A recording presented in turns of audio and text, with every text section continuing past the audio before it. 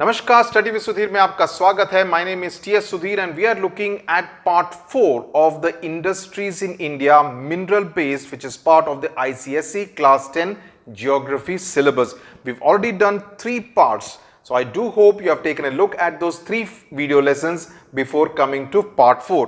The first 3 video lessons largely dealt with, of course, the mineral based industries and the iron and steel industries and plants in India.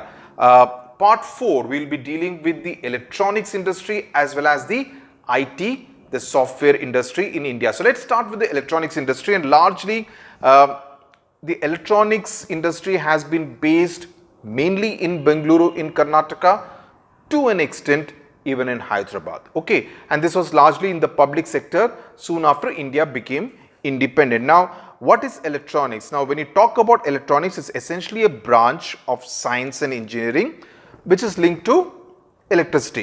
Pretty basic. Okay, but electronics, because that's why you have different kind of streams. You have an electrical engineering stream, you have an electronics engineering stream, right?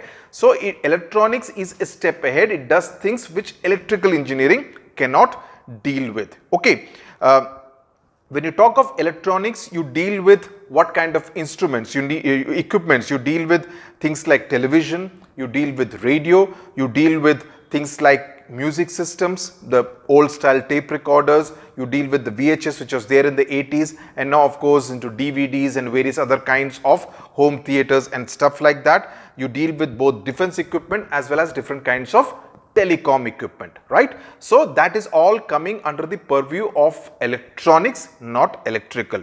Okay, in more recent times, the use of computers and also robotics, more so robotics now in the 21st century, have kind of taken the entire electronics into another level, okay, into a much higher level, and they have also played a large role in the development of India's software sector, right, which is India's soft power really, and also space technology. That's something very important. So you need to understand the role that the electronics sector plays in, it has almost this kind of relationship with various different arms of Indian industry.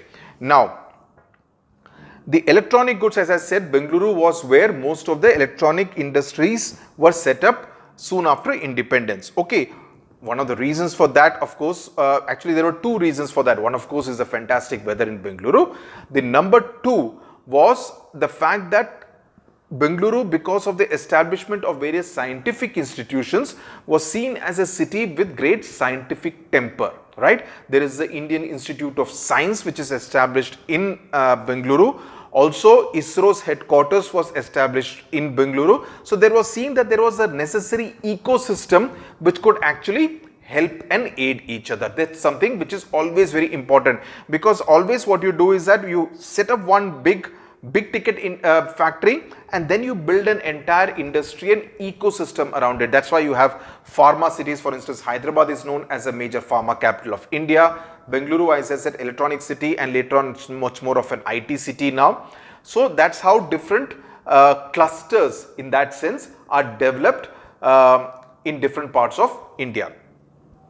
Now you have, as part of the electronics cluster in Bengaluru, you have the Indian telephone industries which was established, which was basically at that time used for manufacturing automatic telephone machines, the electronic test equipments, the teleprinters which was used at that point in time, and telephone systems, telecom systems used for long distance calling and long distance transmission. So that was the mandate given to the Indian telephone industries. The second was BEL, Bharat Electronics Limited, which is a public enterprise just like the ITI, and it produced electronic equipment for meteorological departments, radio broadcasting, All India Radio, and many such organizations. And they Bharat Electronics is not so much in Bengaluru, it's set up in different parts of India, including Hyderabad, Chennai, Pune, and Ghaziabad.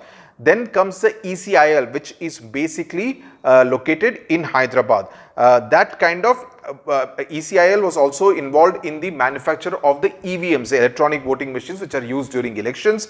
It also produces systems which are used for nuclear applications, medical and industrial as well as agricultural uses. But Electronics Corporation of India Limited, which is on the outskirts, the eastern part of Hyderabad. Then there is a Central Electronics Limited, which is in Sahibabad in Uttar Pradesh. There is also the Gujarat Communication and Electronics, which is in Gujarat. Okay, the last two are not so important, but BEL, ITI, etc. you should be aware of, as well as ECIL. Then comes the space technology and electronics. The first and foremost of that is the ISRO.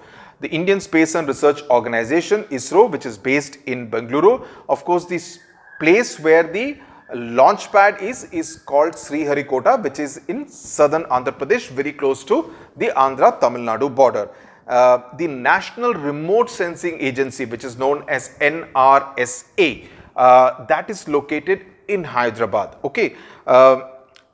What is remote sensing? And remote sensing plays a very important role in different applications as far as daily life is concerned, and that includes both weather mapping as well as for agriculture. Now, remote sensing is basically a means of acquiring information about what is happening on the earth by making measurements from a device in the sky, okay, without having any kind of contact obviously with the object on earth.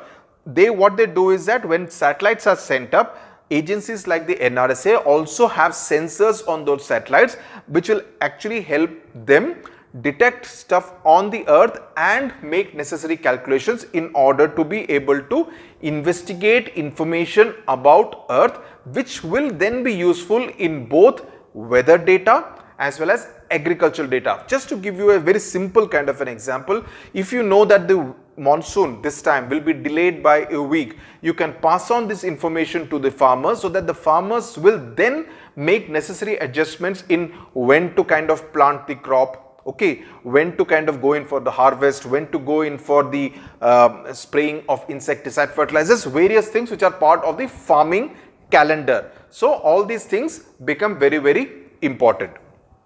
Finally, we come to software. Okay, now in fact I was hosting a webinar the other day for the South Indian Chamber of Commerce and Industry, and one of the interesting questions that was asked is that for years Bengaluru was known as the electronics capital of India, but then thereafter, with the advent of Infosys, Wipro, kind of big software giants, and of course also the TCS, the Tata Consultancy Services, Tech Mahindra, earlier Satyam, then Tech Mahindra, all of them having a footprint in Bengaluru. Bengaluru became to be known as the Silicon Valley of India, the software capital of India. In a sense, that kind of overshadowed the contribution of electronics to India as far as Bengaluru was concerned. It was no longer known as the electronics capital of India. It started getting known as the information technology, IT capital of India. Okay. And that has been its hallmark, but subsequently learning from Bengaluru and its experience, cities like Hyderabad, cities like Chennai, Delhi, Pune, they have also developed as major IT centers in their own right, and today Bengaluru, Hyderabad, Noida, Delhi are centers which actually earn the maximum foreign exchange in terms of exports for India of their different software products that they produce. Now, what has been the advantage, or rather what was the advantage for Bengaluru in order to kind of develop as the software capital of the country? One, of course, was the readily available world-class IT infrastructure. The fact that there was an ecosystem, there was a talent pool which could be tapped by many of these. At that time, there were startups like Infosys in the early 80s.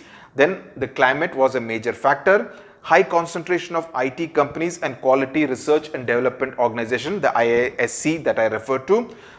Government policies were seen as progressive and conducive. Also remember, it was in the 80s when Rajiv Gandhi became the Prime Minister. He brought in a slightly more forward-looking approach to politics. He was the one who said that, okay, let's embrace computers. I remember in the 80s there was a lot of opposition to the introduction of computers into government jobs because many people thought that this would kind of rob us of our jobs.